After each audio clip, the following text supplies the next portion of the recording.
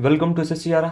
आज अपनी जीएके की जो पीवाईक्यू सीरीज है जीएस की, उसका इस लेक्चर नंबर 7 रहने वाला है। वही हम इसमें 50 क्वेश्चन यानी कि आपके 50% जो है हम इसमें करने वाले हैं। क्लास आपकी कंप्लीटली बाइलिंगुअल रहेगी। बाकी आप में से थोड़े लोग ही इसे देखते हैं, बाकी नहीं देखते, मुझे पता है, क्योंकि आप में से अभी काफ़ी लोग जो इस पर क्लिक करेंगे वो वापस चल जाएंगे, क्योंकि वो उनके साथ वो हो रहा है ना कि आज मन नहीं कर रहा है, इसे कल देखते हैं। तो देखो, जीवन में आपके ज़्यादातर जो भी आप काम करते हैं ना, उनकी सफलता एक बात पे निर्भर करती है, आपकी डिपेंड करती है कि आप उसे करने से पहले कितनी आशा से भरे हुए हैं। आपके अंदर कितनी होप है कि हाँ, मैं इसे कर पाऊंगा, करूंगा। या तो आप आज पढ़ लो, या फिर आप कल पछता लेना कि मैंने क्यों नहीं पढ़ाई की। अब मैं ऐसा नहीं है कि आपको ब्लैकमेल कर रहा हूँ कि अरे ये देख, देख तू वरना तो फेल हो जाएगा, नहीं, ये बात नहीं है। ये मत देखो, कुछ और कर लो, बस थोड़ा पढ़ लो। जीवन में सब चीज़ों के साथ साथ अपने करियर को भी थोड़ा सीरियस लो, क्योंकि अब क्या है कि समय आ गया है नज़दीक परीक्षा का। तो थोड़ा आप आशा से भरिए। आप आशा से भरेंगे तो आपके साथ साथ मैं भी आशा से भरूंगा। मेरे अंदर भी हो पाएगा कि हाँ यार, स्टूडेंट जो है सीरियस हैं आपके। वरना फिर वही है कि अभी मैं इतनी अच्छा आपको बताया कि जो लोग, एक दो लोग हैं जो आपके अच्छे इसमें जुड़े हुए हैं, उनको पता है कि कितना अच्छा ये कंटेंट आपका है और यहाँ से प्रश्न बनेंगे। बाकी कुछ दोस्त आएंगे एग्जाम से पहले कि सर सर क्या कर लूँ, सर एक दिन में ऐसा क्या कर लूँ कि जीएस में तीर मार दूँ। एक दिन में क्या होता है भाई, एक दिन में कुछ भी नहीं होता है, चीज़ों में समय लगता है। हाँ, फिर वही है कि हम अपने हिसाब से उस दिन में आपको बताएंगे कि हाँ ये कर लो, वो कर लो। लेकिन रियलिटी आपको भी पता है, मुझे भी पता है कि जितना लंबा प्रयास रहेगा उतनी अच्छा आपको देखने के लिए मिलेगा परिणाम। तो इसीलिए आपको निरंतर मेहनत करते रहना है। और थोड़ा बहुत आप एंटरटेनमेंट तो साथ में होता ही रहता है। बाकी थोड़ा सा आपको पढ़ना पड़ेगा, सीरियस बात तो देखो यही है, क्योंकि इतनी ज़्यादा आपको पता है कि बेरोजगारी है भारत में। कहीं ना कहीं अगर आपने कुछ भी समय थोड़ा मिस किया तो कोई दूसरा आपका पत्ता काट देगा, ठीक है। बाकी ज़्यादा हमें वो करने की आदत है नहीं, ठीक है, जो सीआईडी में बोलते हैं ना आपके प्रतिमन सर की, ज़्यादा हमें वो करने की आदत नहीं है, सीधा मुद्दे पे आता है, ठीक है। तो पहला प्रश्न है आपका, around which year did the construction of the Red fort in Delhi begin. Delhi में लाल किले का निर्माण किस वर्ष के आसपास शुरू हुआ था। आपको पता है कि शाहजहाँ के काल में आपका स्टार्ट हुआ था। कब हुआ था ये, तो वो हुआ था आपका 1639 में, ठीक है, 1639 में हुआ था। अब देखो, आप दो ऑप्शन तो ऐसे आप एलिमिनेट कर सकते हो। एक तो आपका जो 1605 वाला, क्योंकि आपको पता है कि 1605 में अकबर की डेथ हुई थी और उसके बाद आपका जहांगीर शासन बना में आया था, ठीक है। जहांगीर जो आपका वो रूलर बना था। तो यहाँ तो शाहजहाँ का तो कोई आपका सेंस बनता नहीं है। और आपका जो 1658 वाला है, 1658 वाला, इस टाइम तो आपको पता है कि शाहजहाँ जो है वो जेल में होता है आपका। इस टाइम तो औरंगजेब आपका राजा बन जाता है। तो ये दो ऑप्शन थे, इसमें से आपका जो ऑप्शन सी है वो आपका बनता है। और ये जो आपका 22 वाला है, इस टाइम तक आपको पता है कि जहांगीर का चल रहा होता है। तो ऑप्शन सी, 1639 में आपका जो लाल किले का निर्माण है वो आपका शुरू हुआ था दिल्ली में। जो आपको पता है कि आपको पता है बम ब्लास्ट हुआ था कुछ दिनों पहले, वहाँ की ये बात कर रहा है। लाल किले का निर्माण 1639 में मुगल सम्राट शाहजहाँ द्वारा आगरा से राजधानी शाहजहानाबाद स्थानांतरित करने के बाद शुरू हुआ। The construction of the Red Fort began in 1639, 1639 में, under Mughal emperor Shahjahan after he shifted the capital from Agra to Shahjahanabad. तो आगरा से उसने अपनी जो राजधानी है वो आगरा से ले गया शाहजहानाबाद दिल्ली, और वहाँ इसने ये स्टार्ट किया बनाना। The Red Fort was completed in 1648 and served as the seat of Mughal power until the revolt of 1857। तो हुआ क्या था कि 1648 में आपका लाल किला पूरा बना, और उसके बाद जब आपका 1857 का आपको जो विद्रोह हुआ, क्रांति हुई, उस समय तक ये आपका मुगल सत्ता का जो है केंद्र रहा। जैसे भी आपको पता है हमारी कैपिटल कहाँ है, दिल्ली है। तो उस टाइम जो है आपका आगरा जो है आपका इंपॉर्टेंट रोल आगरा का रहा उस टाइम तक। फिर आपको पता है कि जो बहादुर शाह जफर है उसका खेल खत्म करता है आपका अंग्रेज 1857 में, तब तक ये आपका लाल किला ही रहता है। शाहजहाँ ने ताजमहल और जामा मस्जिद का भी निर्माण करवाया। कब कब करवाया, आपका जो ताजमहल है वो 1632 में, वो तो आपका स्टार्ट किया उसने 32 में, और 53 में आपका बना। जामा मस्जिद जो है ये आपकी 1656 की बात है, ठीक है। चोल साम्राज्य में भू राजस्व के लिए किस विशिष्ट शब्द का प्रयोग किया जाता था। Vote was the specific term used for land revenue in the Chola kingdom. जो आपके चोल साम्राज्य थे, आपको पता है उसमें विजयालय ने स्थापना करी थी चोलों की। और फिर आपके वीर राजेंद्र, ठीक है, राजराज प्रथम, वो आपको पता है कि बहुत शानदार शासक हुए। तो उनके टाइम में जो आपका लैंड रेवेन्यू था, जो किसानों से वसूला जाता था, उसका नाम क्या था। क्या वेट्टी था, सीढ़ीकर था, या आपका कदमई था। तो ऑप्शन डी कदमई, कि अपने कदमों से जो तुम अपने, आपको बताया कि तुम मेहनत करते हो अपने खेतों में, तो कदमई, हमारे कदमों में वो आप अपना राजस्व अर्पित करो, ठीक है। कदम ही था ऑप्शन डी, भू राजस्व। In the Chola administration land revenue was called kadamai and was the main source of state income. राज्य की आय का मुख्य स्रोत था कदमई। जैसे आजकल जो आपके इंस्टाग्राम पे आप देखते हैं कि काफ़ी सारी जो आपकी नई नई महिलाएं हैं, वो अपना एक्सक्लूसिव कंटेंट वगैरह, आपको बता कि उसका सब्सक्रिप्शन वगैरह बेच के वो अपना इनकम जनरेट करती हैं। तो उनकी इनकम का मेन सोर्स क्या है? वो एक्सक्लूसिव कंटेंट है ना, जिसमें वो कहते हैं कि नहीं नहीं, ये तो हम इंडिपेंडेंट बन रहे हैं। तो वो उनका तरीका है अपना, वो कुछ उसमें खतरनाक अपना एक्सक्लूसिव कंटेंट बेचते हैं और वो पैसा कमाते हैं। ठीक वैसे ही जो आपके उस टाइम पे चोल साम्राज्य में जो राजा थे, उनकी इनकम का जो आपका मेन सोर्स था वो आपका क्या था? वो कदमई था, जो आपका लैंड रेवेन्यू था। The Cholas conducted detailed land surveys and maintained revenue records through village assemblies. Chola शासकों ने विस्तृत भूमि सर्वेक्षण करवाए कि भैया ये कितनी भूमि है, मतलब कितने हेक्टेयर है, ठीक है, उस हिसाब से, और कितनी इसकी उपज है, कितना इसका प्रोडक्शन ये करती है। ग्राम सभाओं के माध्यम से राजस्व अभिलेख रखे। जो आपकी आजकल गांव में आपकी पंचायत होती है ना, वैसे उस टाइम आपकी ग्राम सभाएं थी, और उनमें जो है उसके हिसाब से इन्होंने राजस्व अभिलेख जो है वो रखे। वेट्टी का अर्थ क्या था? बेकार था, ना कि भू राजस्व। Vetti referred to forced labour, not land revenue. यानी कि जबरदस्ती काम करवाते ना, उसे बोलते थे वेट्टी। जैसे आपने देखा होगा कि अक्सर फिल्मों में जो गुंडे का नाम होता है, कहता है ना कि शेट्टी, शेट्टी मैं तेरा ये काम नहीं करूंगा, तो शेट्टी बोलता है कि तू क्या, तेरे घर वाले भी करेंगे, ठीक है। तो वेट्टी क्या था? जबरदस्ती, है ना, बेकार, फोर्स्ड लेबर, वो था आपका वेट्टी।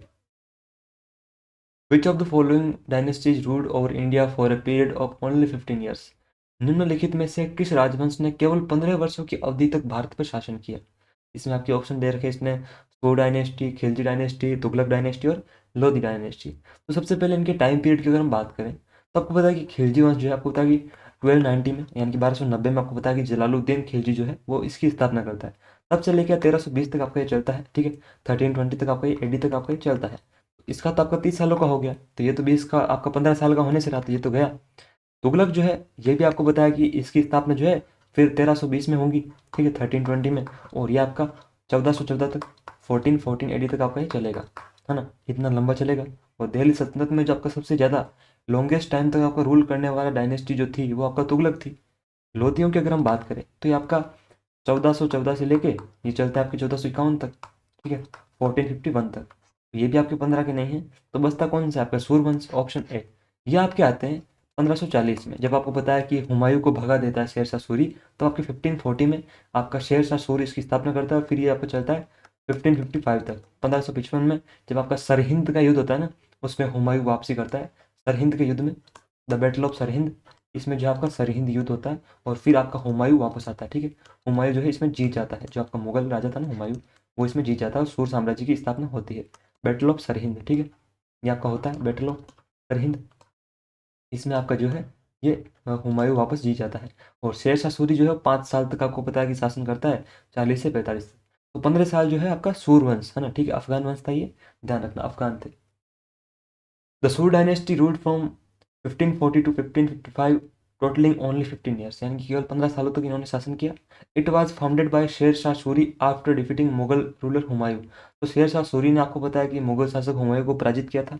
2 युद्धों में किया था। एक तो आपको बताया कि 1539 में, 39 में, जो आपका चौसा का युद्ध हुआ था, बैटल ऑफ चौसा, ठीक है, चौसा का युद्ध हुआ था आपका, ठीक है, चौसा युद्ध, उसमें हराया था। और एक आपका 40 में, इसके जस्ट 1 साल बाद आपका एक और युद्ध हुआ था, उसमें वापस हराया था। वो था आपका कन्नौज या बिलग्राम का युद्ध, ठीक है, उसे आप बोलते हैं कन्नौज या बिलग्राम का युद्ध, उसमें हराया था, ठीक है, बैटल ऑफ कन्नौज, उसमें हराया था कन्नौज युद्ध में। और फिर आपका जो है ये भाग गया था हुमायूं, ठीक है, बाहर भाग गया था। शेरशाह ने रुपया, मुद्रा और ग्रैंड ट्रंक रोड और आधुनिक राजस्व व्यवस्था की शुरुआत की। शेरशाह इंट्रोड्यूस्ड द रुपया, grand trunk road and modern revenue system.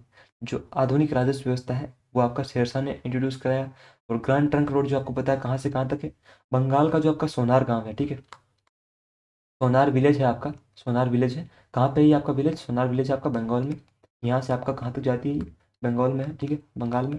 यहाँ से आपकी पेशावर पाकिस्तान तक ये जाती है, ठीक है, पेशावर तक जाती है। पेशावर तक ये आपकी, आपको देखने के लिए मिलती है, पेशावर पाकिस्तान तक, ये आपकी ग्रैंड ट्रंक रोड, ठीक है।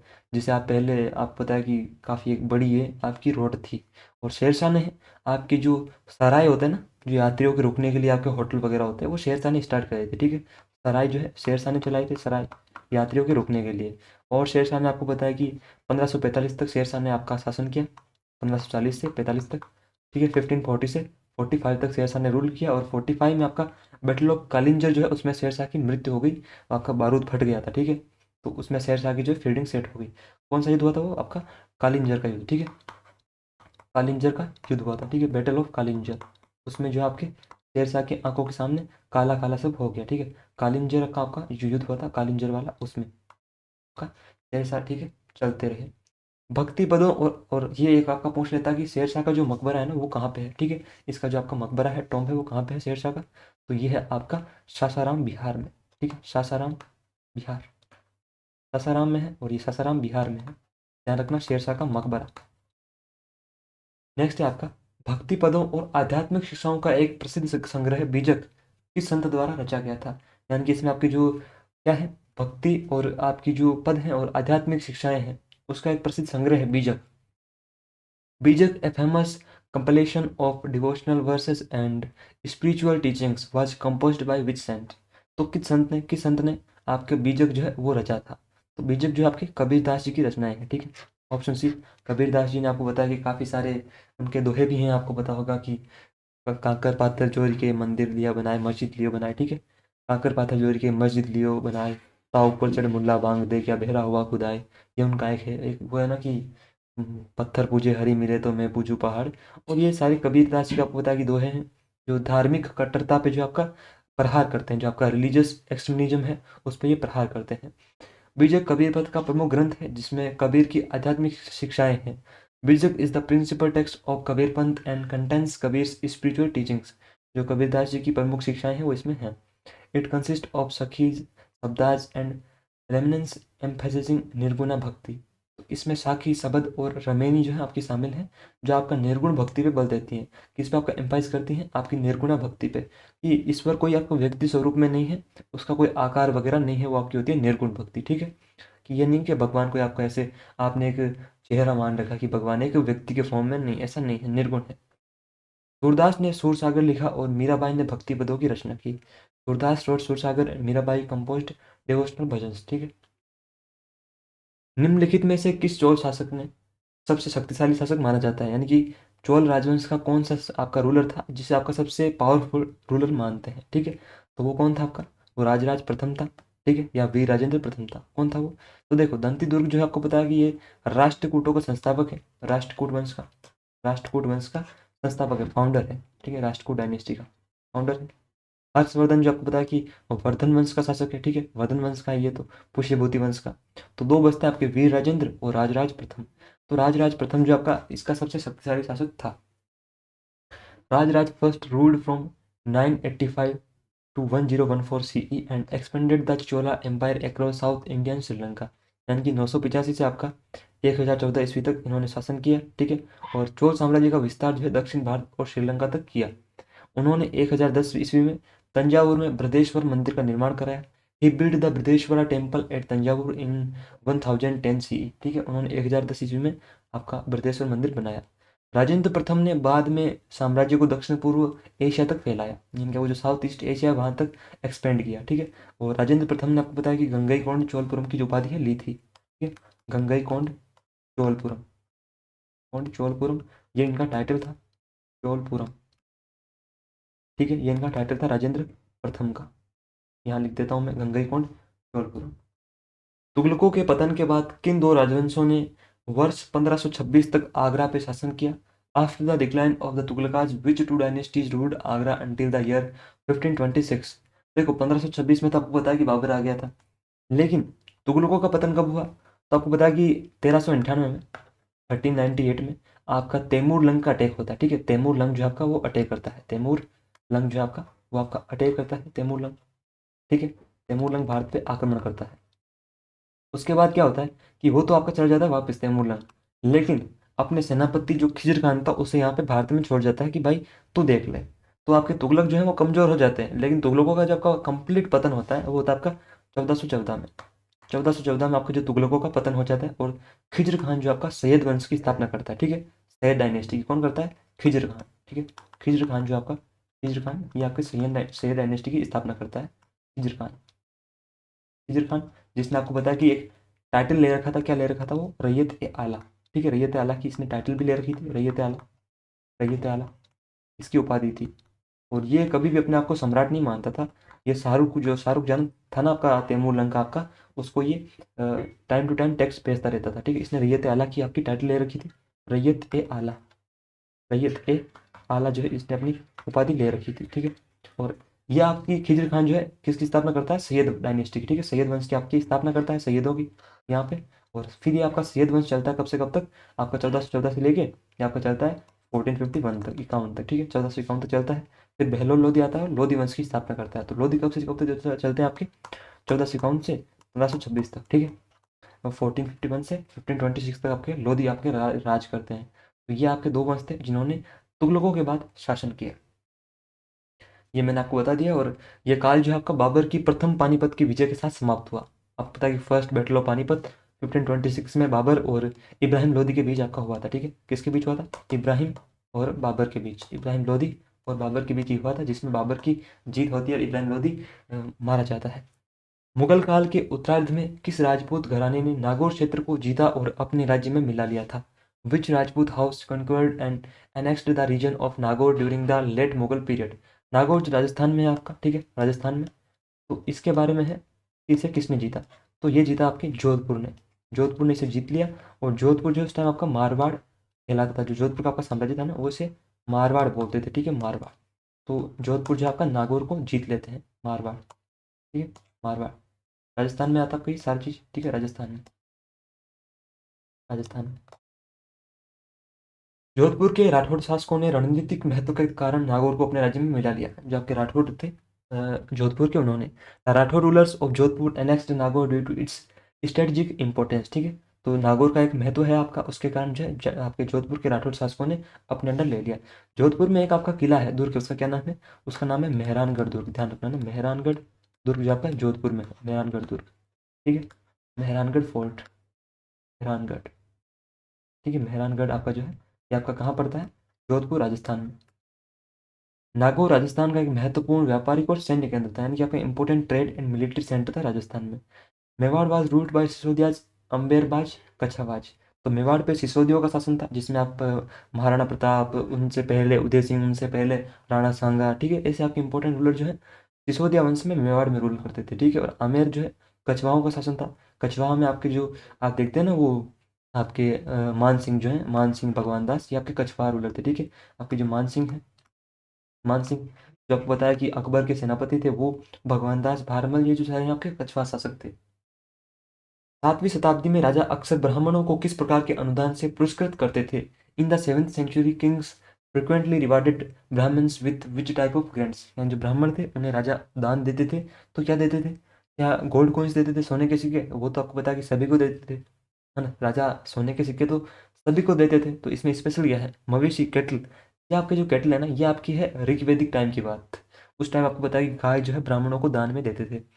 हॉर्सेस, घोड़े से आपको पता है कि ब्राह्मण क्या करेंगे, उनका काम तो यज्ञ वगैरह करवाना है, ठीक है, अपना जीवन चलाना है। घोड़े तो आपको पता है कि क्षत्रियों के लिए इंपॉर्टेंट है।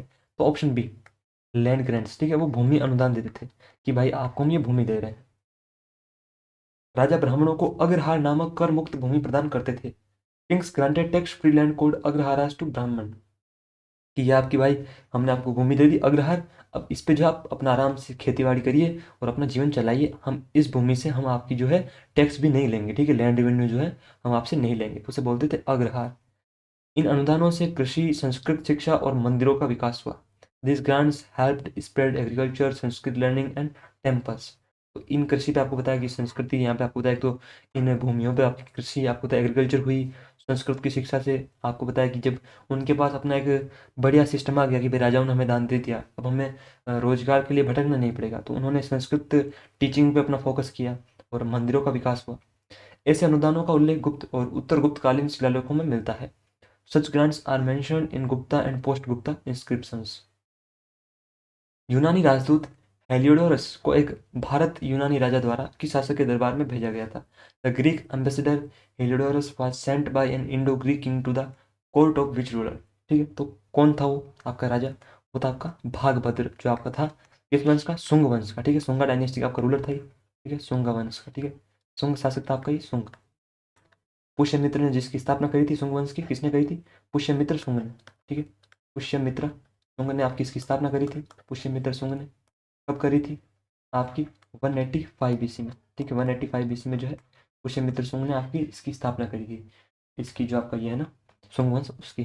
तो हेलिडोरियस जो है आपका एक यूनानी राजदूत था जिसे आपका भागभद्र के दरबार में भेजा गया था। अब हिलीरियस चीज़ें किन के जीवन में होती हैं, जिनके भाग्य अच्छे होते हैं ना। कहते हैं यार ये तो बहुत हिलीरियस था, मतलब खतरनाक आपका जोक था। तो जिनके भाग्य अच्छे होंगे उनको ये मिलेगा। चंद्रगुप्त के दरबार में आपको बताया कौन था, आपका मेगस्थनीज था, ठीक है। मेगस्थनीज जो चंद्रगुप्त के दरबार में था, मेगस्थनीज जिसने इंडिका लिखी, मेगस्थनीज ने, ठीक है। मेगस्थनीज जो है आपका वो यहाँ था, मेगस्थनीज आपको यहाँ देखने के लिए मिलता है आपको, जिसने इंडिका लिखी, ठीक है। इंडिका जो है इसने लिखी थी, इंडिका, इंडिका, इंडिका लिखी मेगस्थनीज ने। और अशोक सिमो के दरबार में नहीं था ये, हेलियोडोरस जो था आपका भागभद्र के दरबार में था। जो आपका यूनानी आपका जो इंडो ग्रीक किंग था कौन, एंटियोलकिडिस, उसने आपका भेजा था, ठीक है। और he erected the Heliodorus pillar at Vidisha around 113 BCE। उसने लगभग 113 ईसा पूर्व में विदिशा में हेलियोडोरस स्तंभ स्थापित किया था। विदिशा आपको बताया कि सुंगों की राजधानी हुआ करती थी, मतलब उस टाइम जो है आपकी सुंगों का एक इंपॉर्टेंट स्थल था आपका विदिशा। कौन से विशिष्ट शिलालेख सातवाहन काल से संबंधित महत्वपूर्ण ऐतिहासिक जानकारी प्रदान करते हैं। Which specific inscriptions provide significant historical information related to the Satavahana period. Satavahana वंश की स्थापना किसने करी थी, तो आपको पता है कि सिमुक ने करी थी, ठीक है। सिमुक जो है उसने इसकी स्थापना करी थी, सिमुक ने सातवाहन वंश की। और इसमें आपके इंपॉर्टेंट रूलर आपको पता है कि जो कौन कौन थे आपके, जैसे गौतमी पुत्र सातकर्णी हो गए, ठीक है। वशिष्ठी पुत्र पुलमावी हो गई ये। तो आपके जो इंपॉर्टेंट आपकी शिलालेख है वो नानाघाट और नासिक दोनों हैं, ऑप्शन डी होगा इसमें, ठीक है। पैठन जो है प्रतिष्ठान वो इनकी राजधानी थी, ठीक है, कैपिटल थी। बस आपके जो ये है ना सातवाहन उनकी, इसका एक नाम और भी है, प्रतिष्ठान बोलते हैं इसको ना, प्रतिष्ठान भी बोलते हैं। ये महाराष्ट्र में आपकी पड़ती है, ठीक है। प्रतिष्ठान भी इसे बोलते हैं, प्रतिष्ठान, ठीक है। तो यहाँ भी आपकी कैपिटल हुआ करती थी प्रतिष्ठान, इनकी सातवाहनों की। नासिक नानघाट पैठन ये आपकी महाराष्ट्र में है, आपके सारे ध्यान रखना ना। Naneghat inscriptions describe royal lineage and वैदिक सेक्रीफाइस। जो आपका नानाघाट वाला अभिलेख है उसमें जो राजवंश है कि भैया पहले कौन सा राजा है उसके बाद कौन सा है उसके बारे में, और जो आपके वैदिक यज्ञ हैं उनका आपका डिटेल आपको देखने के लिए मिलती है वहाँ पे। नासिक शिलालेख जो है गौतमीपुत्र सातकर्णी जैसे शासकों और रानियों के दान दर्ज करते हैं। Nashik inscriptions record donations by kings and queens like Gautamiputra Satakarni. जो आपकी क्वींस नहीं है, ये आपके राजा थे गौतमीपुत्र सातकर्णी, ठीक है। क्वींस नहीं है, किंग है, ध्यान रखना ना। ये आपके राजा हैं, किंग हैं, गौतमीपुत्र सातकर्णी क्वीन नहीं है।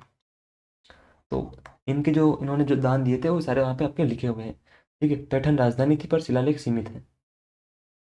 भरतपुर में लोहागढ़ किले का निर्माण करने वाले 18वीं शताब्दी के जाटों के नेता कौन थे। Who was the leader of the 18th century Jats who built the Lohagarh fort in Bharatpur.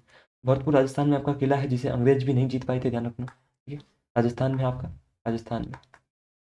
तो ये कौन थे आपके, सूरजमल थे, जो जाटों के आपके सबसे इंपॉर्टेंट आपके राजा माने जाते हैं। और इन्हें जाटों का प्लेटो भी कहते हैं क्योंकि ये काफ़ी बुद्धिमान भी थे और काफ़ी ये आपके विद्वान भी थे, और काफ़ी आप कह सकते हैं कि ये पावरफुल आपके रूलर थे, ठीक है। महाराजा सूरजमल ने 18वीं शताब्दी में लोहागढ़ किले का निर्माण किया, और ये किला अपनी मिट्टी आधारित संरचना के कारण ब्रिटिश हमलों से बचा रहा। The fort registered multiple British attacks due to its mud based structure. Surajmal is called the Plato of the Jat community. Surajmal को जाटों का प्लेटो भी कहा जाता है। और आपका एक इम्पोर्टेंट इनका रोल था, जब मराठाओं का भी एक इम्पोर्टेंट रोल था और इनका भी एक इम्पोर्टेंट रोल था उस टाइम की हिस्ट्री में। दादा भाई नौरोजी किस वर्ष यूनाइटेड किंगडम में हाउस ऑफ कॉमन्स के पहले भारतीय सदस्य बने। इन which year did Dadabhai Naoroji become the first Indian member of the House of Commons in the UK. तो कब बने थे वो आपके 1892 में, 1892 में, ठीक है। दादा भाई नौरोजी जिन्हें आप क्या बोलते हैं, the grand old man of India, ठीक है। The grand old man of India, grand old man of India, ये इन्हें बोलते हैं, ठीक है, old man of India, of India, ठीक है। 1892 में ये आपके सेंट्रल फिन्सबरी से हाउस ऑफ कॉमन्स के सदस्य चुने गए थे। कहाँ से चुने गए ये ध्यान रखना, आपका जो सेंट्रल फिन्सबरी है वहाँ से हाउस ऑफ कॉमन के मेंबर ही चुने गए थे। वे ब्रिटिश इतिहास के पहले एशियाई सांसद थे। He was the first Asian MP in British history. उन्होंने धन विकास सिद्धांत प्रस्तुत किया था। He propounded the drain of wealth theory, ये उन्होंने लिखा था, ठीक है। और ये भी इन्होंने लिखा था ना वो the poverty and un British rule in India, ये भी इन्होंने लिखा था दादा भाई नौरोजी ने। Poverty and un British rule in India, ठीक है। Poverty and un British rule in India ये इन्होंने लिखा था। Un British rule in India, ये इनकी पुस्तक थी, रूल इन इंडिया, ठीक है, ये इन्होंने लिखा था। Poverty and unbritished in India. और इन्होंने आपको बताया कि जो प्रति व्यक्ति आय मापने का प्रथम प्रयास था वो इन्होंने किया था। पर कैपिटा देखते हैं ना वो। भारत में पंचायती राज व्यवस्था मूल रूप से किस सिद्धांत पर आधारित है? था panchayati raj system is in India is fundamentally based on which principle? तो ये हम काफ़ी बार ये आपका रिपीट हो चुका क्वेश्चन। आपको पता है कि लोकतांत्रिक विकेंद्रीकरण, डेमोक्रेटिक डिसेंट्रलाइजेशन पे आपका आधारित है, ऑप्शन डी। काफ़ी बार करा चुका हूँ मैं इन सेट्स में, आपको बताई है। और ये मैं आपको पहले बता चुका हूँ कि महात्मा गांधी जो है उनका जो ग्राम स्वराज है उसके समर्थन में इस विचार को लाया गया था। This idea was strongly advocated by Mahatma Gandhi as Gram Swaraj, कि भाई गाँव में खुद का राज होना चाहिए। It was constitutionally established by the 73rd constitutional amendment act 1992। आपको पता है कि तब ये पंचायती राज आपका आया था। कि संविधान संशोधन के माध्यम से गोवा, दमन और दीव के क्षेत्रों को भारत में शामिल किया गया था? Through which constitutional amendment were the territories of Goa, Daman and Diu incorporated into India? तो आपको पता है कि जो 12वां अमेंडमेंट था आपका 12th अमेंडमेंट, उसके तहत इन्हें भारत में लाया गया था। और कब हुआ था? 1962 में। और इन्हें यूटीज बनाया गया था। ये 1961 में जो भारत की सैन्य कार्रवाई हुई थी ऑपरेशन विजय, उसके बाद हुआ था, ठीक है। और Goa became a full fledged state later in 1987। 1987 में गोवा, आपको पता है कि पूर्ण राज्य बना था। 1946-1947 के दौरान जब की अंतरिम सरकार थी ना, उसमें भारत के वित्त मंत्री के रूप में किसने कार्य किया? उस टाइम आपको पता है कि पाकिस्तान नहीं बना था, पाकिस्तान बाद में बना था, तो उस टाइम की बात है। Who served as the finance minister of India in the interim government during 1946-47? तो वो थे आपके लियाकत अली खान, जो बाद में चल के आपके पाकिस्तान के फर्स्ट प्राइम मिनिस्टर भी बनेंगे, ठीक है। आर के षणमुख शेट्टी है ना, वो आपके इंडिपेंडेंस के बाद, स्वतंत्रता के बाद भारत के पहले आपके फाइनेंस मिनिस्टर थे। और सी डी देशमुख, आपको पता है कि आरबीआई के पहले इंडियन गवर्नर, ठीक है। आरबीआई के फर्स्ट इंडियन गवर्नर जो थे वो आपके यही थे, फर्स्ट आपके इंडियन गवर्नर। इंडियन गवर्नर आपके कौन थे? तो आपके थे सी डी देशमुख, यानी कि आपके चिंतामणि दास, जो आपके हैं चिंतामणि देशमुख, ठीक है, ये आपके बने। Liaquat Ali Khan served as the finance minister in the interim government formed in September 1946। तो उस टाइम ये बने। और he later became the first prime minister of Pakistan, वे बाद में पाकिस्तान के पहले प्रधानमंत्री बने थे, ध्यान रखना। Jawaharlal Nehru was the vice president of the viceroys executive council, जबकि वाइसराय की कार्यकारिणी परिषद थी उसके उपाध्यक्ष थे आपके Jawaharlal Nehru. R K Shanmukham Chetty was independent India's first finance minister. आज़ाद भारत के पहले वित्त मंत्री जो हैं आपके, वो आर के षणमुख शेट्टी साहब थे, जबकि 1947 में, ठीक है। किस भारतीय राजनीतिक दल का चुनाव चिन्ह अमेरिका की रिपब्लिकन पार्टी के चुनाव चिन्ह के लगभग समान है? Election symbol of which Indian political party is nearly identical to that of the Republican party of the USA? तो उसका क्या है? आपका हाथी जैसा है। हाथी जैसा किसका है? बहुजन समाज पार्टी का है। समाजवादी पार्टी का तो आपको पता है कि साइकिल है, तो ये हाथी जैसा आपका बहुजन समाज पार्टी का है। इसके ऊपर एक मीम भी आपने सुनी होगी कि वो बोलते हैं कि आप किसको वोट देंगे, तो वो बोलते हैं कि हम वोट देंगे हाथी को। तो बोलते हैं कि वो उधर तो बोल रहे थे कि किसी दूसरे को देंगे, तो फिर चचा बोलते हैं ना, गाली देके कि कौन बोल रहा है उसका ये वैसा है ना। तो ये वही आपकी पार्टी है, ठीक है।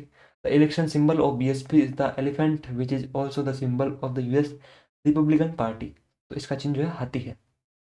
BSP was founded by Kashiram in 1984। 1984 में काशीराम जी ने इनकी स्थापना करी थी। और समाजवादी पार्टी का जो चुनाव चिन्ह है साइकिल है, हाथी नहीं है, ठीक है। और ये जो आपके पॉलिटिकल सिंबल है ना चुनाव चिन्ह, ये जैसे आपका भाजपा का क्या है, आपका कमल है, ठीक है। आपकी जो कांग्रेस है उसका हाथ है। तो ये सब कौन देता है? ये आपका कौन अलॉट करता है? तो इलेक्शन कमीशन आपको जो है अलॉट करता है, ठीक है। The Veerappa Moily commission on administrative reforms suggested the deletion of which articles of the constitution? कि आपके कौन से जो अनुच्छेद हैं उनको डिलीट करने के, हटाने के सुझाव दिया था किसने? वीरप्पा मोइली आयोग ने। तो उन्होंने कहा था कि जो आपका आर्टिकल 310 और 11 है इन्हें हटा दो, क्योंकि ये क्या है कि आपके जो आईएएस आईपीएस जो है ना, आपकी जो सरकारी सेवक हैं, इनकी जिम्मेदारी कम करता है लोगों के प्रति, ठीक है। तो उन्होंने कहा कि 310 और 311 जो आपके 310 और 11 है इन्हें हटा दो। ये अनुच्छेद सरकारी सेवकों की सेवाओं और सुरक्षा से संबंधित हैं। These articles deal with civil services and protections to government servant, कि उन्हें कितनी सुरक्षा मिलेगी, मतलब कि उन्हें पद से हटाया नहीं जा सकता आसानी से। तो इन्होंने कहा कि भाई इन्हें ये जो इनके सुरक्षा वाले जो आर्टिकल हैं जो इनके इन्हें प्रोटेक्शन देते हैं इन्हें हटाओ, ताकि इन्हें डर रहे कि अगर हमने अच्छे से काम नहीं किया तो हमें हमारी जॉब भी जा सकती है। The aim was to increase accountability and performance in bureaucracy. ये इसका जो उद्देश्य था ना, ये जो आपकी वीरप्पा मोइली का इन्होंने कहा था कि ये हटा दो ये आर्टिकल, ये था कि भाई ये अकाउंटेबिलिटी बढ़े, इनकी जो जवाबदेही है लोगों के प्रति वो बढ़े, और कार्य क्षमता भी बढ़े। और आपकी जो अनुच्छेद 309 और 311 है वो संघ और राज्यों की सेवाओं से संबंधित है, यानी कि जो आपकी सर्विसेज है अंडर यूनियन स्टेट उससे आपकी रिलेटेड है। आर्टिकल 309 और 11। और 10, ठीक है। संसद सदस्यों की अयोग्यता से संबंधित मामलों पर निर्णय लेने की विशिष्ट शक्ति किसके पास है? Who has the exclusive power to decide cases relating to the disqualification of members of parliament? जो आपका एक विशिष्ट शक्ति होती है ना, एक्सक्लूसिव पावर, इसके बारे में कि आपका कौन सा जो आपका एमपी है वो आपका डिस्क्वालीफाई उसे करना है, ऐसे मामलों में आपका कौन देता है निर्णय? ये शक्ति है आपकी भारत के राष्ट्रपति के पास, प्रेसिडेंट ऑफ इंडिया। वो कहते हैं कि भाई ये जो आपके डिस्क्वालीफाई मैंने करते हैं। The president decides disqualification cases of MPs under article 103, कि भाई नेताजी जो है ये एमपी जो है आपके, इन्हें डिस्क्वालीफाई करते हैं। वैसे देखो भारत में होता कुछ नहीं है, ये आपकी बस कहने की बात है। अब भारत ऐसा देश है भाई, यहाँ की जो सांसद है ना, जिसे हम सबसे बड़ी मानते हैं कि ये तुम्हारी कानून का एक मंदिर है, सांसद को क्या बोलते हैं? हमारे जो संसद है, हमारे जो पार्लियामेंट है, उस संसद को हम बोलते हैं कि ये तो कानून का मंदिर है, ठीक है, टेम्पल ऑफ लॉ है। लेकिन वहाँ पे हमारे नेताजी जो है आपके पोर्न देखते हुए पकड़े गए हैं, ठीक है। वहाँ पे आपके नीले जो चलचित्र हैं, आपके ब्लू फिल्में देख रहे थे आपके नेताजी, ठीक है, और वो आपके कैमरा में आपको पता है उनकी फोटो आई है, फिर भी कुछ नहीं करते हैं। यानी कि इतने लोगों को ये रिप्रेजेंट कर रहे हैं वहाँ पे, उनका भविष्य इनकी योजनाओं पर आपका निर्भर है, और ये जो वहाँ पे बैठे बैठे आपके क्रोम पे ये आपके घूम रहे हैं, ठीक है, वहाँ अपना सारा सब कुछ देख रहे हैं, एंजॉय कर रहे हैं, तो इन्हें डिस्क्वालीफाई करना चाहिए पर नहीं करते हैं। तो क्या मतलब है इस चीज़ों का? कम से कम ज़्यादा कुछ नहीं तो इनके फ़ोन पे लॉक लगा देना चाहिए, फ़ोन पे नहीं तो क्रोम पे लॉक लगा दो, ताकि इनको कुछ ध्यान अच्छा हो जाए। पर फिर भी ये है ना, या दूसरा फ़ोन ले लेंगे, ये सारी बस मजाक की बात है। बट ये देखो कानून जो है ना इंडिया में मजाक बन के ही रह गया है, ठीक है। अगर आप सरकार के खिलाफ आवाज़ उठाओगे ना कि ये इस भर्ती में इतना घोटाला हुआ कैसे, ये जीएस में 50 में से 50 कैसे आ गए दिल्ली पुलिस में, आप उठाओगे, आपकी कौन सुनता है? कोई नहीं सुनता है। आप ज़्यादा बोलोगे तो आपके ऊपर केस लगा देंगे कि अब तेरे को गवर्नमेंट एग्जाम में दिक्कत आएगी, ठीक है, पुलिस वेरिफिकेशन में तेरे को दिक्कत आएगी, तो आप वैसे ही डर जाते हो। वही आपके नेताजी को कुछ फर्क नहीं पड़ता है, चाहे नेता कितना बड़ा कांड कर दे ना, उसको कुछ टाइम के लिए बाहर निकाल देंगे, ठीक है, पार्टी से फिर उसको अंदर ले लेंगे। क्योंकि इंडिया में एक दिक्कत है, इंडिया में क्या है कि लोग कुछ टाइम के लिए चीज़ों को याद रखते हैं फिर भूल जाते हैं। आपने कितने केस देखे होंगे ना कि इस आईएएस ने घोटाला किया, इस आईएएस पे कमेटी बैठी, फिर कहाँ है वो? आ जाइए, कहीं नहीं है, वापस अपने काम पे लगे हुए हैं, सब मिल के लूट रहे हैं, और हम कुछ नहीं कर सकते। क्योंकि ये जो सब कुछ आपका ये जो बना है सिस्टम, किसने बनाया? जनता ने बनाया है। इस देश की जनता ऐसी है जो इन्हें सपोर्ट करती है। अगर जनता चाहे तो क्या हो सकता है? नहीं। पर जनता है ना फिर वही आ जाती है कि गवर्नमेंट जॉब लग जाओ वरना शादी नहीं होगी। शादी करके क्या करना है? शादी करके बच्चे करना है। बच्चे करके ये पहले से ही इतने उल्लू भरे पड़े इस देश में, इस देश की जनसंख्या वैसे ही इतनी है, और कर क्या रहे हैं? ये बैठे बैठे कुछ नहीं कर रहे हैं, बस खोल लिया आपका क्रोम, क्रोम खोल लिया, और फिर आपके वहाँ हो आए, अपनी ऊर्जा वहाँ बहा दी, ठीक है, फिर आके वापस करेंगे कि अरे भारत का भविष्य कहाँ गया, अरे यह कर दो, वो कर दो, वॉर करा दो। वॉर करा दो तो तुम करोगे क्या वहाँ जाके? तुम्हारे अंदर कुछ बचा ही नहीं है अब। तो जनता है ना, वो गलत है इस देश की, और जब तक ये जनता का जो माइंडसेट चेंज नहीं होगा ना, तब तक इस देश का कुछ नहीं हो सकता भाई।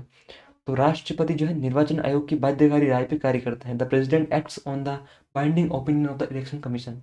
जैसा निर्वाचन आयोग ने कहा कि इन्हें हटाना है, इसलिए जो आपका एमपी डिस्क्वालीफाई है, तो राष्ट्रपति बोलता है कि बिल्कुल, भाई ने बोला करने का तो करने का।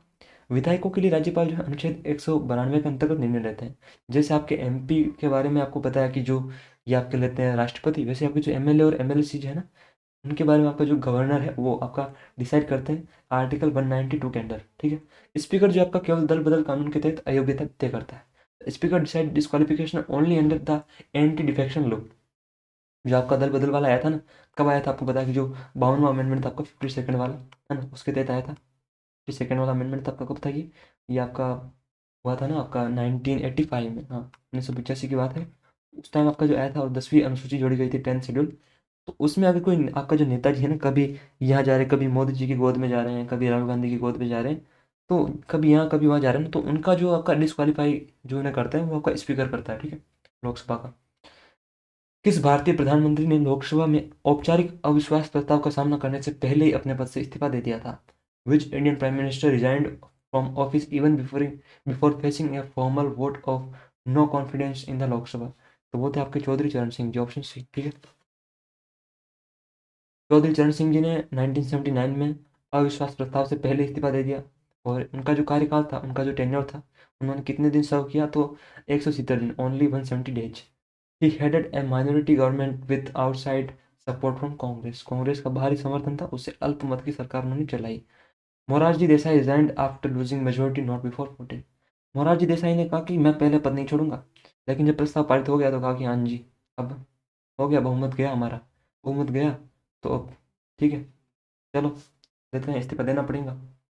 निम्नलिखित में से किस राज्य में वर्तमान में विधान परिषद नहीं है? विच of the following state does not currently have a legislative council? तो अभी तमिलनाडु में नहीं है, ऑप्शन सी। बाकी बिहार, महाराष्ट्र, उत्तर प्रदेश में है। तमिलनाडु में आपकी जो है भी केवल एक सदन ही है, यानी कि ओनली विधानसभा यहाँ पे, ठीक है। यहाँ पर आपकी विधान परिषद नहीं है।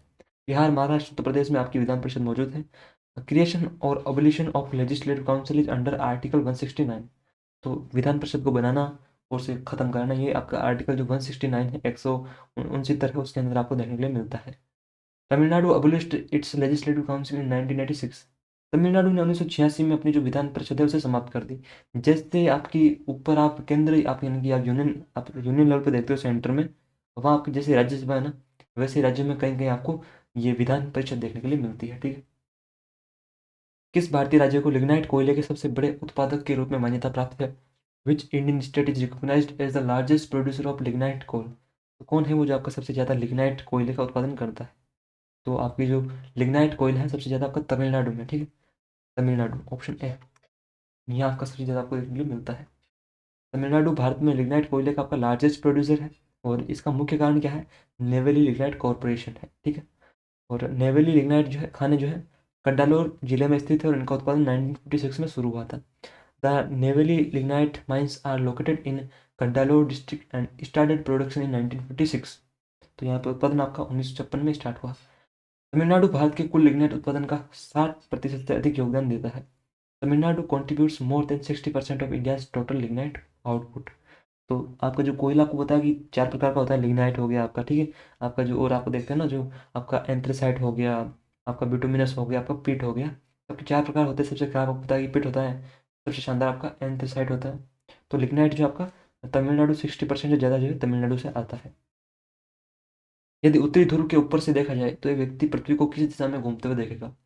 If viewed from above the North Pole, in which direction would a person observe the Earth? आपका जो किस दिशा में आपकी जो अर्थ है रोटेट कर रही है, रोटेटिंग है ना, आपकी रोटेट कर रही है किस दिशा में, यानी कि आप अगर उत्तरी ध्रुव से देखोगे तो तो आपकी जो दिखती है वो दिखती है एंटी क्लॉकवाइज, वामावर्त, यानी कि पृथ्वी कैसे घूम रही है। जैसे आप देखते हो ना कि आपकी क्लॉक ऐसे घूमती है, ठीक है, ऐसे, वहीं आपकी जो वामावर्त कैसे घूमती है, ऐसे ऐसे ऐसे, ठीक है। ये यहाँ से यहाँ एंटी क्लॉकवाइज, तो अर्थ जो आपकी ऐसे घूम रही है, ऐसे ऐसे घूम रही है, ठीक है। बाकी अगर आप दक्षिण ध्रुव से देखोगे ना, अगर साउथ पोल से, ठीक है, साउथ पोल से देखोगे तो ये आपको दिखती है क्लॉकवाइज, यानी कि ये ऐसे घूम रही है, ऐसे ऐसे ऐसे, ठीक है। जैसे आप घड़ी चलते हैं ना वैसे, तो घड़ी चलती है वैसे आपकी साउथ पोल से, और घड़ी के उल्टा आपकी एंटी क्लॉकवाइज जो है आप कहाँ से देखते हैं? जब आप नॉर्थ पोल के ऊपर से देखते हैं पृथ्वी को, तब। जब उत्तरी ध्रुव के ऊपर से देखा जाता है तो पृथ्वी वामावर्त दिशा में घूमती हुई दिखाई देती है, यानी कि अबोव द नॉर्थ पोल कैसी दिखती है? Anti clockwise. और अगर हम साउथ पोल के ऊपर से देखें तब कैसी है? तब ये आपकी क्लॉकवाइज, ठीक है। पश्चिम से पूर्व की ओर ये घूर्णन सूर्योदय पूर्व में और सूर्यास्त पश्चिम में होने का कारण है। The west to east rotation causes sunrise in the east and sunset in the west. तो इसी कारण तो आपका सूर्योदय पूर्व में होता है, और जो सूर्य अस्त होता है, सनसेट होता है, वो वेस्ट में होता है, क्योंकि एंटी क्लॉकवाइज आपकी जो है घूमती है, ठीक है, ऐसे ऐसे ऐसे ऐसे ऐसे। पृथ्वी लगभग 24 घंटे में एक घूर्णन पूरा करती है, यानी कि आपका लगभग जो है 23 घंटे 56 मिनट और 4 सेकंड में, ठीक है। Earth completes one rotation in approximately 24 hours. और अगर आप साउथ पोल से देखोगे तो earth appears to rotate clockwise.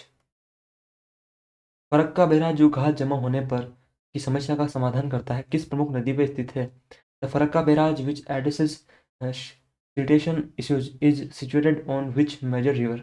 तो आपका जो सिटेशन इशू के बारे में देखता है, वो घास आपकी जमा हो जाती है तो गंगा पे आपका फरक्का, ठीक है। मुझे फर्क नहीं पड़ता, क्यों? क्योंकि मैं गंगा स्नान करके आता हूँ। आपने देखा होगा कि जो अभिनव अरोड़ा है ना, जो आपका धार्मिक बनता है, तो वो कहता है ना कि गंगा जी में आज नहाने आया हूँ, मुझे फर्क नहीं पड़ता। तो फड़क्का ना, फड़क्का कहाँ है? गंगा जी में। तो ये गंगा नदी पे आपका स्थित है, ऑप्शन सी होगा। फरक्का बैराज पश्चिम बंगाल में गंगा नदी पे स्थित है, यानी कि आपका वेस्ट बंगाल में है। और it was commissioned in 1975 to divert water into the Hooghly river. इसे 1975 में हुगली नदी में जल प्रवाह बढ़ाने के लिए चालू किया गया था। The main objective was to reduce siltation at Kolkata port. इसका जो आपका प्रमुख मेन मतलब मेन आपका जो ऑब्जेक्टिव था, प्रमुख उद्देश्य था, वो कोलकाता बंदरगाह में जो आपका गाद जमा हो जाता है ना, उसको कम करना था, जो नदी के साथ आपका जो गाद आता है उसे। फरक्का बैराज भारत बांग्लादेश जल संबंधों में महत्वपूर्ण भूमिका निभाता है, यानी कि किसमें आपका इंपॉर्टेंट रोल अदा करता है आपका Farakka barrage? India Bangladesh water relations में। घाघरा नदी हिमालय के किस विशिष्ट आपके जो ग्लेशियर से निकलती है? The Ghaghara river originates from which specific Himalayan glacier. तो आपका जो घाघरा है, वो कहते हैं ना कि आपके घाघरे के लिए माप दे दो, है ना, अपना माप दे दो ग्लेशियर आपकी जो घाघरे के लिए, तो आपका माप चाचुंगो ग्लेशियर, ऑप्शन डी, है ना, माप चाचुंगो ग्लेशियर। बाकी वो कहता है कि इन बच्चों के लिए हम ग्लेशियर बचा रहे हैं, मैं कहता हूँ पिघल जाने दो ग्लेशियर। तो ग्लेशियर से आपकी निकलती है घाघरा नदी, किससे? माप चाचुंगो ग्लेशियर से। ये आपका तिब्बत में कैलाश पर्वत के निकट आपका जो माप चाचुंगो ग्लेशियर, वहां से घाघरा नदी निकलती है। The Ghaghara river originates from the Mapchachungo glacier near mount Kailash in Tibet.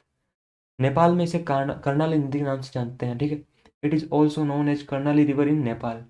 Ghaghara is the longest tributary of the Ganga by volume. Ghaghara जो है ना, गंगा की आयतन के अनुसार सबसे बड़ी सहायक नदी है, ठीक है। वैसे तो आपकी यमुना है, लेकिन अगर आयतन के हिसाब से देखें, वॉल्यूम के हिसाब से, तो वो आपकी घाघरा है, ठीक है। ये बिहार के छपरा के पास गंगा में मिलती है। It joins the Ganga near Chhapra in Bihar. आपसे अगर पूछ ले कि कहाँ आपकी ये जो घाघरा है वो आपकी कहाँ आपकी मिलती है, तो आपकी छपरा में। छपरा होता है ना, छपरा एक वैसे भी एक छपरा आपका है बिहार में। एक छपरा होता है गांव में, आप देखते हैं ना, झोपड़ी टाइप से बोलते हैं छपरा। तो घाघरा जो है ना, वो आपका कभी कभी उसका उद्घाटन होना, तो छपरे के अंदर होता है, बाहर थोड़ी होता है। तो छपरा में आपकी घाघरा जो है गंगा से मिलती है, ठीक है। किस संरक्षित क्षेत्र को भारत में एक सींग वाले गैंडे का दूसरा सबसे बड़ा निवास स्थान माना जाता है? Which protected area is regarded as the second largest habitat for the one horned rhinoceros in India? जबकि राइनो होते हैं ना, एक सींग वाले, उनका जो आपका सबसे बड़ा आपका जो निवास स्थान है, जहाँ वो रहते हैं, आपका जो हैबिटेट है, वो तो आपका काजीरंगा वाला है। लेकिन सेकंड अगर ये बात करें तो कौन सा है, सेकंड वाला पूछा है, तो आपका जल्दापारा वाला है, जल्दापारा राष्ट्रीय उद्यान, ठीक है, ऑप्शन बी। जो आपका जल्दापारा वाला कहाँ पे है? ये आपका कहाँ पे है? पश्चिम बंगाल में, ठीक है, पश्चिम बंगाल में, वेस्ट बंगाल में। काजीरंगा वाला कहाँ पे है आपका राष्ट्रीय उद्यान? ये आपका असम में है। और ये आपका जो एक सिंग वाला गेंडा है ना, उसका आपका फर्स्ट जो सबसे बड़ा आपका है ये यहाँ पे है, और सेकंड आपका जालदापारा है। गिर जो आपको पता है आपका नेशनल पार्क कहाँ पे है? गिर गुजरात में है, ठीक है। गुजरात में आपका गिर नेशनल पार्क जो शेरों के लिए प्रसिद्ध है, ठीक है, गुजरात में। जो आपके एशियाई लोयन है ना, आपके उनके लिए, एशियाई शेरों के लिए प्रसिद्ध है। और कान्हा राष्ट्रीय उद्यान कहाँ पे है? कान्हा आपको पता है कि मध्य प्रदेश में है, एमपी में है, ठीक है, एमपी में है। पश्चिम बंगाल का जल्दापारा राष्ट्रीय उद्यान भारत में एक सींग वाले गेंडे का दूसरा सबसे बड़ा निवास स्थान है। Jaldapara national park in west Bengal is the second largest habitat of the one horn one horn rhino in India. जबकि एक सींग वाले जो आपके राइनोसरस होते हैं ना, जो आपके राइनो होते हैं, गेंडे होते हैं, उनका सबसे बड़ा निवास स्थान है। असम का काजीरंगा राष्ट्रीय उद्यान सबसे बड़ा आवास है, और 1985 से आपका यूनेस्को की वर्ल्ड हेरिटेज साइट इसे डिक्लेयर किया गया है। किसे? Kaziranga national park in Assam. Jaldapara was declared A national park इन 2012। जल्दापारा को 2012 में राष्ट्रीय उद्यान घोषित किया गया था। विश्व के 70% से अधिक एक सींग वाले गेंडे भारत में पाए जाते हैं। India hosts more than 70% of the world's one horned rhinoceros population. अगर मेरा बस चले तो इस देश के जितने भी ये सारे नेता वगैरह है ना, सबको ले जाके इनके जो तशरीफ है, उनकी तशरीफ में ये गेंडे का जो एक सींग है ना, वो डलवा दिया जाए तो इन्हें शांति मिल जाएगी कि ये लो, तुम ये डिजर्व करते हो।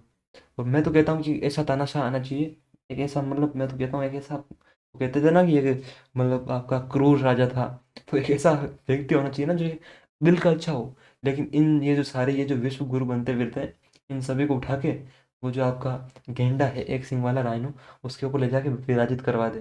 फिर वहीं इनकी मूर्ति स्थापना हो जाएगी कि ठीक है, चलते बने, और इनका ऐसे संहार हुआ।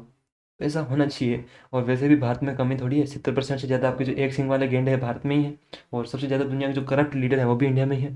तो रही बिल्कुल सटीक है आपका। भारतीय मौद्रिक नीति ढांचे में रेपो रेट शब्द का विशिष्ट अर्थ क्या है?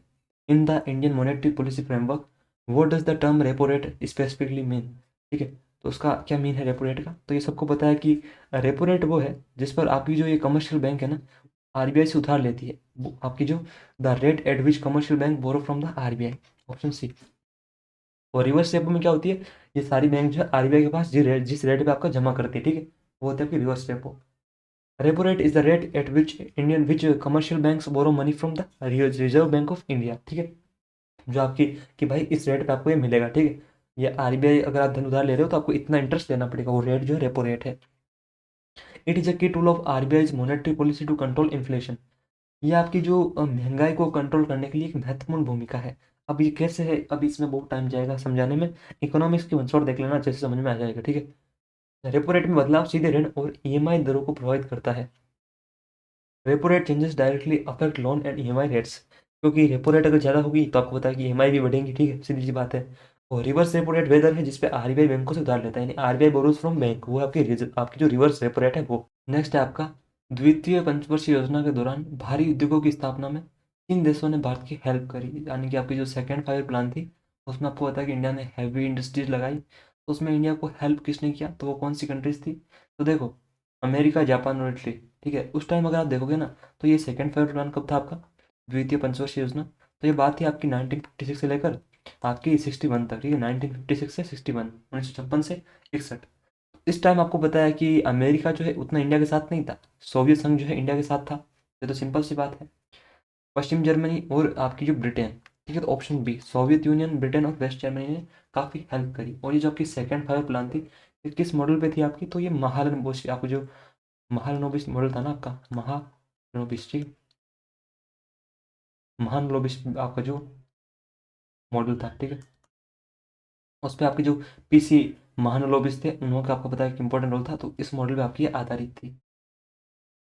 तो इसमें आपकी जो सोवियत यूनियन, ब्रिटेन और वेस्ट जर्मनी ने हेल्प करी इंडिया की।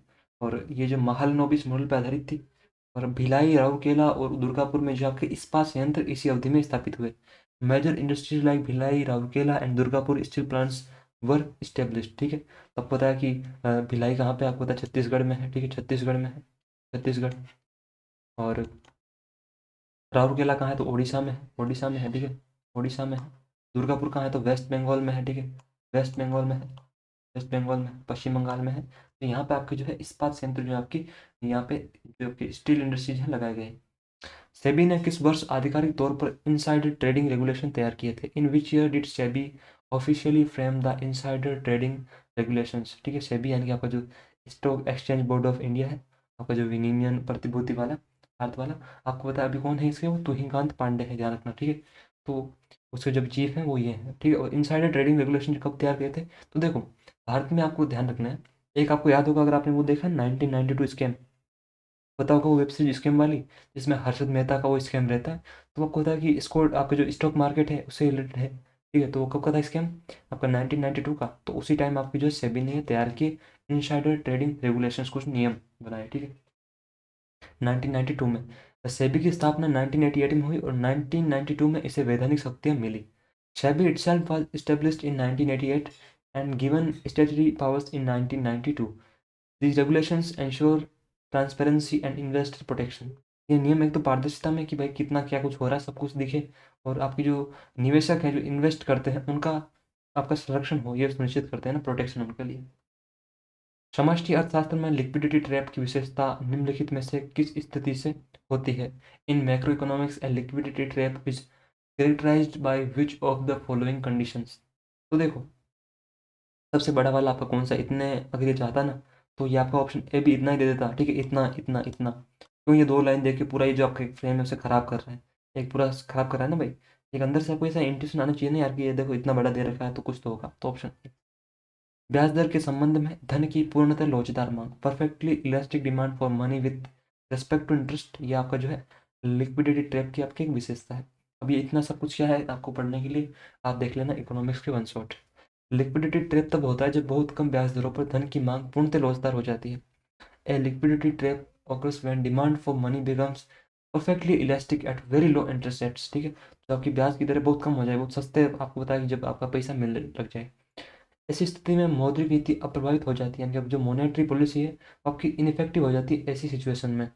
जो जी आपका अवधारणा है, the concept was popularised bye John Maynard Keynes, तो जॉन मेनार्ड किन्स ने इसे लोकप्रिय बनाया, जिन्हें आप फादर ऑफ मैक्रो इकोनॉमिक्स भी बोलते हैं। सेवाओं को बढ़ावा देने के लिए भारत से सेवा निर्बाध योजना, आपकी जो सेवा निर्यात योजना है, किस वर्ष शुरू की गई थी, ये मेरे ख्याल से आपका पहले भी आ चुका है, आपके जो पहले के सेट है उनमें।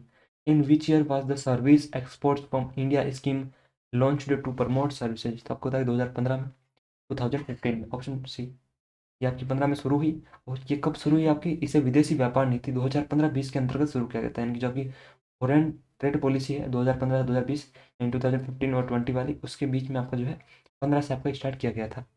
पहले की SFIS योजना का इसने स्थान किया है कि आपकी जो SEIs है उसने आपका SFIS को रिप्लेस किया है।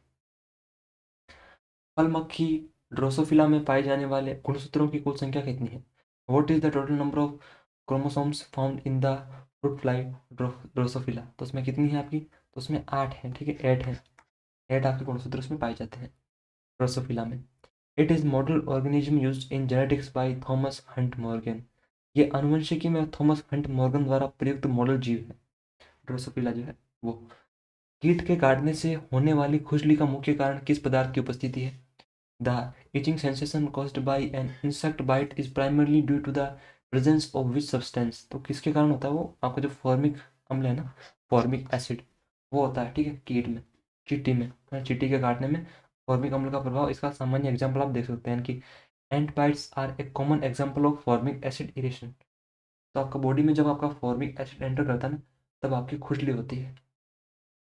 डीएनए अनुक्रमों का पता लगाने के लिए जीव विज्ञान में किस विशिष्ट ब्लोटिंग तकनीक का उपयोग किया जाता है? Which specific blotting technique is used in biology for the detection of DNA sequences? तो होता है आपका साउदर्न ब्लोटिंग, ऑप्शन सी। आपका जो डीएनए अनुक्रम है उसका पता लगाने के लिए आपका साउदर्न ब्लोटिंग का टेक्निक का उपयोग किया जाता है। इसे 1975 में एडविन साउदर्न ने आपका डेवलप किया था। नॉर्दर्न ब्लोटिंग आरएनए और वेस्टर्न ब्लोटिंग प्रोटीन के लिए होती है, ठीक है। तो डीएनए के लिए आपकी क्या हो गई? या आपकी साउदर्न ब्लोटिंग, और आपका आरएनए के लिए क्या है? आपकी नॉर्दर्न ब्लोटिंग। और वेस्टर्न ब्लोटिंग किसके लिए? प्रोटीन के लिए। भौतिकी में अल्फा कणों को तकनीकी रूप से निम्नलिखित में से किस के रूप में वर्णित किया गया है? In physics alpha particles are technically described as which of the following? तो उन्हें हम जिस रूप से उन्हें आपका डिस्क्राइब किया गया है वो है आपका द्विधनावेशित हीलियम नाभिक, यानी कि double positively charge helium nuclear, ठीक है। तो आपका ऑप्शन सी। अल्फा कण द्विधनावेशित हीलियम नाभिक होते हैं, ठीक है। Alpha particles are double positively charge helium nuclear, और इनमें 2 प्रोटॉन और 2 न्यूट्रॉन होते हैं। They consist of 2 protons and 2 neutrons. Alpha विकिरण की पैठ कम लेकिन आयनीकरण शक्ति अधिक होती है। Alpha radiation has low penetration but high ionisation power. ध्यान रखना, इनका जो पेनिट्रेशन है वो लो होता है, लेकिन इनका जो ये आपका आयनाइजेशन है वो हाई होता है। ध्यान रखना ना, ये आपका आयनीकरण है। गामा किरणों की एक विशिष्ट विशेषता निम्नलिखित में से कौन सी? एक आपकी special, which of the following is a characteristic feature of gamma rays? तो क्या है वो? इनमें क्या है कि जीरो होता है, क्या क्या? आपका मास भी जीरो होता है और चार्ज भी जीरो होता है, ठीक है। द्रव्यमान भी जीरो और आवेश भी जीरो, यानी कि हम जीरो ही हैं। Option B.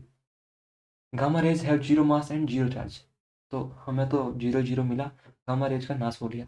ये उच्च ऊर्जा वाली विद्युत चुम्बकीय तरंगे हैं। They are high energy electromagnetic waves, यानी कि इनमें जो आपकी विद्युत चुम्बकीय बहुत उच्च ऊर्जा वाली ये तरंगे है, ठीक है। नाभिकीय विकिरणों में गामा किरणों की पैठ शक्ति सबसे अधिक होती है। Gamma ray has the highest penetrating power among nuclear radiation. तो सबसे ज़्यादा जो आपकी आपकी जो पेनिट्रिंग पावर है वो गामा रेज की होती है, ध्यान रखना। अविवाहित जनजाति लड़कियों द्वारा मनाया जाने वाला जावा उत्सव किस भारतीय राज्य का मूल निवास है? ठीक है। The Jawa festival celebrated by unmarried tribal girls is native to which Indian state? तो आपका झारखंड में, ठीक है। अगर आपको अकेले में कुछ समय बिताना है तो झाड़ियों में जाओ, है ना। जावा, जावा, झाड़ियों में जावा। तो झारखंड से आपका जावा ध्यान रखना आपको, ठीक है। ये आपका जावा जो है झारखंड में मनाते हैं। केरल में मनाता है आपका त्रिशूरपुरम, ठीक है। त्रिशूरपुरम जो आपका त्रिशूरपुरम ये आपका मनाते हैं केरला में, त्रिशूरपुरम, ठीक है, त्रिशूरपुरम। बाकी महाराष्ट्र में तो आपको पता है कि लावणी हो गया, मतलब बात ही नहीं है ना। लावणी है आपका, जो आपका दिंडी है, ठीक है। आपका धनगिरी गाजा है। महाराष्ट्र में तो आप कई सारे, राजस्थान में भी आप कई सारे देखते हैं, अलग अलग आपके त्यौहार हैं। महाराष्ट्र में हमने जो भी आपको देखा नहीं है, धनगिरी गाजा वगैरह, ये लावणी वगैरह, ये लोक नृत्य है, ध्यान रखना, ठीक है। ये जावा है, ये आपका फेस्टिवल है झारखंड में, ठीक है। ये आपकी जो अनमेरिड ट्राइबल गर्ल होती है वो इसे मनाती है झारखंड में, जावा फेस्टिवल को। It is mainly associated with the Munda Ho and Oraon tribes of eastern India.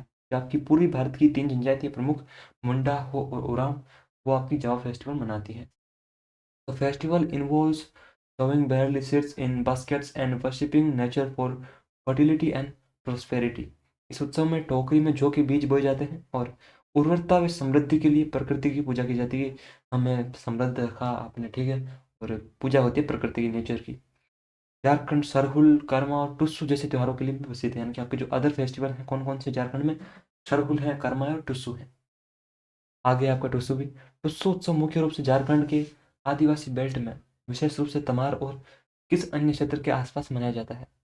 The Tusu festival is primarily celebrated in the tribal belt of Jharkhand, especially around Tamar and which other area. तो आपका टुस्सू जो है दो जगह मनाया जाता है, ठीक है, आदिवासी बेल्ट। एक तो आपका तमार हो गया और एक आपका कौन सा है, तो टुस्सू जितना ही छोटा है वो भी बुंडू। टुस्सू बुंडू, बुंडू टुस्सू, ठीक है, ऑप्शन बी। ये आपका बुंडू और तमार में आपका जो है टुस्सू मनाया जाता है। It marks the end of the agricultural year and is celebrated during Makar Sankranti January. अभी आपका ये मनाया गया है, ठीक है। अभी आपका जो मकर संक्रांति थी ना 14 तारीख को, तो तब आपका ये टुस्सू और बुंडू क्षेत्र में, यानी कि बुंडू और तमार में आपका टुस्सू मनाया गया है, ठीक है। Young girls prepare Tusu idols and sing traditional folk song. तो आपकी जो युवतियाँ हैं वो टुस्सू की प्रतिमाएं बनाती हैं और पारंपरिक लोकगीत गाती हैं। इसी प्रकार के फसल उत्सवों में असम का बिहू, असम का बिहू और तमिलनाडु का पोंगल शामिल है। यानी कि आपकी जो हार्वेस्ट फेस्टिवल है ना, आपका असम में कौन सा बिहू है और पोंगल कहाँ है, तमिलनाडु में है। पेरिस आपका 2024 में कुश्ती में कांस्य पदक जीतकर, पेरिस 2024 में भारत के अब तक के सबसे कम उम्र के व्यक्तिगत ओलंपिक पदक विजेता कौन बने। Who become India's youngest ever individual Olympic medallist by winning a bronze in wrestling at Paris 2024, ठीक है। 2024 में आपको पता है, 2024 में 2024 में जो आपका पेरिस ओलंपिक था उसमें बजरंग पूनिया नहीं है, रवि दहिया नहीं है, विनेश फोगाट नहीं है, अमन शेरावत, ऑप्शन डी। इन्होंने 21 साल की उम्र में ये जीता है ब्रॉन्ज, ठीक है, अमन शेरावत ने। He achieved this feat at the age of 21 year. He competes in the men's freestyle wrestling category. उन्होंने फ्री स्टाइल जो पुरुषों की जो आपकी प्रतिस्पर्धा कुश्ती उसमें भाग लिया। और अर्लियर अगर हम बात करें, जो मेडलिस्ट आपको पता है, नीरज चोपड़ा ने गोल्ड जीता था टोक्यो में, और अभिनव बिंद्रा ने शूटिंग में बीजिंग में 2008 में गोल्ड जीता था। खेल में उत्कृष्टता के लिए 2025 में किस खिलाड़ी को पद्म भूषण से सम्मानित किया गया। आपको बताया, मैं आपको पहले भी बता चुका हूँ कि पद्म भूषण जो है प्यार से बुक हॉकी के लिए मिला है, ठीक है। हॉकी में इनका आपका खतरनाक योगदान रहा है। और पद्म भूषण जो है आपका इंडिया का थर्ड हाईएस्ट सिविलियन अवार्ड है। पवन चित्र आपको पता है, पहले ही बता चुका हूँ कि आपकी जो एक पवन चित्र India first airport best air quality monitoring facility was unveiled eight which airport. तो आपको पता है कि तिरुवनंतपुरम अंतर्राष्ट्रीय हवाई अड्डे में केरला में आपकी पवन चित्र लगाई गई है। इस अंतर्राष्ट्रीय अंतरिक्ष एजेंसी ने चंद्रयान 3 मिशन के लिए लेजर रेट्रो रिफ्लेक्टर एरे की आपूर्ति की थी। तो ये आपकी की थी नासा ने, ऑप्शन सी। नासा ने आपका जो है कि इसकी हेल्प करी थी। और एलआरए जो है आपका किस में हेल्प करता है, लेजर किरणों की सहायता से पृथ्वी चंद्रमा दूरी को सटीक रूप से मापने में मदद करता है। यानी कि LRA helps in precise measurement of the earth moon distance using laser beams. Chandrayaan 3 ने अगस्त 2023 में चंद्रमा के दक्षिण ध्रुव के आसपास सफल सॉफ्ट लैंडिंग की। Chandrayaan 3 successfully soft landed near the lunar south pole in August 2023। और आपको जो इंडिया फर्स्ट कंट्री बन गया तो जो साउथ पोल पे आपका जो चंद्रमा के लैंडिंग करने वाला, ठीक है। और ये से जो आपका यूरोपियन स्पेस एजेंसी, उसने पहले जैसे चंद्रयान 1 जैसे मिशन में इंडिया का साथ दिया था। कैपिटलिज्म ए गोस्ट स्टोरी किसने लिखी है, तो ये लिखी है आपको पता है अरुंधति रॉय जी ने, ऑप्शन है।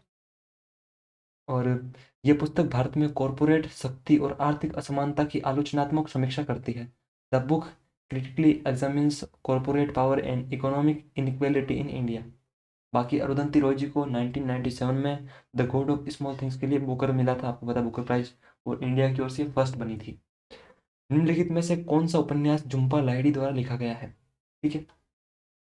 विच of the following novels has been written by Jhumpa Lahiri. तो वो आपका है वेयर अबाउट्स, ऑप्शन सी। यो पॉपिज आपको पता है कि किसका है, अमिताभ घोष जी का, ठीक है, अमिताभ घोष जी का है, घोष बाबू का, अमिताभ घोष। और द इनहेरिटेंस ऑफ फ्लोस आपको पता है कि किरण देसाई का है। तो वेयर अबाउट जो है आपका झुम्पा लाहिड़ी जी का है, ठीक है, इनका नॉवल है। और ये the novel was originally written in Italian and later translated into English. और झुम्पा लाहिड़ी जी ने पुलित्जर भी जीता था 2000 में, इंटरप्रेटर ऑफ मेलोडीज के लिए। शालीमार द क्लाउन किसने लिखी है, तो आपको पता है सलमान रुश्दी ने, option B. Option B, Salman Rushdie ने आपकी लिखी है शालीमार द क्लाउन, जिसमें आपका थोड़ा बहुत जो है आपका आंशिक रूप से कश्मीर पे आधारित है। 2005 में आपका पब्लिश हुआ था ये। और partly in Kashmir, set partly in Kashmir. और सलमान रुश्दी ने मिड नाइट्स चिल्ड्रन भी लिखा है। जीएसएलवी उपग्रह प्रक्षेपण यान के संदर्भ में जी अक्षर का क्या अर्थ है? In the context of the GSLV satellite launch vehicle, what does the letter G stand for? इसका होता है आपका जी का अर्थ होता है geosynchronous satellite launch vehicle, तो ऑप्शन ए। और पीएसएलवी का क्या होता है? Polar satellite launch vehicle. ठीक है, ये आपका अक्सर पूछ लेता है। तो जीएसएलवी में जी का अर्थ होता है जियो सिंक्रोनस, और आपका एसएलवी तो आपको पता है कि सैटेलाइट लॉन्च व्हीकल। जीएसएलवी को उपग्रहों के जियो सिंक्रोनस ट्रांसफर ऑर्बिट में स्थापित करने के लिए बनाया गया है, और भारत ने जीएसएलवी के लिए क्रायोजेनिक इंजन तकनीक विकसित की। India developed cryogenic engine technology for GSLV. Ranappa आपको बताया कि ओडिशा का है, ये हम पहले की क्लास में देख चुके हैं। रणपा जो आपका ट्रेडिशनल मार्शल डांस है वो ओडिशा का है, और पाइका भी ओडिशा का ही है। ठीक है, और लकड़ी के खंभों पे किया जाता है, योद्धा कौशल को दर्शाती है। Odisha is also known for martial art form like Paika Akhada. Goncha उत्सव ये आपका सीजीएल में पूछा गया था काफी। किस क्षेत्र में मनाए जाने वाला एक प्रमुख सांस्कृतिक कार्यक्रम है? The Goncha festival is a prominent cultural event celebrated in which region? तो आपका बस्तर जो आपका छत्तीसगढ़ है, वहाँ आपका गोंचा मनाते हैं। ठीक है, छत्तीसगढ़। और दुनिया का सबसे लंबा चलने वाला ये आपका फेस्टिवल है, 75 दिनों तक चलता है, 75 डेज तक आपका जो बस्तर में आपका ये जो दशहरा मनाते हैं। ठीक है, गोंचा उत्सव छत्तीसगढ़ के बस्तर में मनाया जाता है, और ये रथ यात्रा के समय मनाया जाता है, और फल गोला आपकी जो प्रथा से जुड़ा होता है। It coincides with the Rath Yatra and involves fruit shooting rituals. Bastar is also known for Dussehra celebrating lasting और 75 डेज। यानी कि आपका जो गोचा है वो छत्तीसगढ़ के बस्तर में मनाते हैं, और यहीं बस्तर में आपका एक और त्यौहार होता है। ठीक है, दशहरा, बस्तर दशहरा, जो आपका 75 डेज है चलता है, और ये दुनिया का सबसे लंबे समय तक चलने वाला आपका एक फेस्टिवल है। किस परियोजना को दुनिया की पहली अंतर महाद्वीपीय विशाल जंगली मांसाहारी स्थानांतरण परियोजना के रूप में मान्यता प्राप्त है? Which project is recognised as the world's first intercontinental large wild carnivore translocation project? तो वो कौन सा है? ऐसा जब पहली बार कोई जब फर्स्ट आता है ना, क्या वो तो उसे चीता ही कहते हैं। तो प्रोजेक्ट चीता, ऑप्शन सी। प्रोजेक्ट चीता है, जिसमें आपके कहाँ से लाए गए हैं, आपकी जो अफ्रीका से इंडिया लाए गए हैं। ठीक है, चीते। और ये project cheetah is the world's first intercontinental large carnivore translocation project. पहला आपका अंतर्मादीपीय मांसाहारी स्थानांतरण है, वहां से यहाँ ला रहे हैं।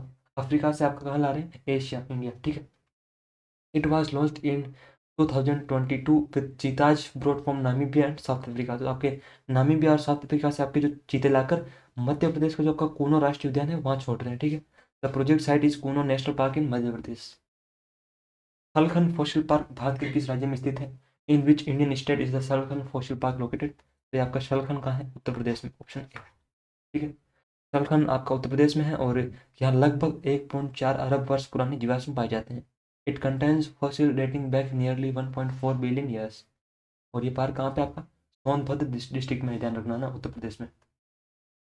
भारत में इंटरनेशनल बिग कैट अलायंस के लिए कौन सा संगठन नोडल निकाय के रूप में कार्य करता है? Which organisation serves as the nodal body for the international big cat alliance in India?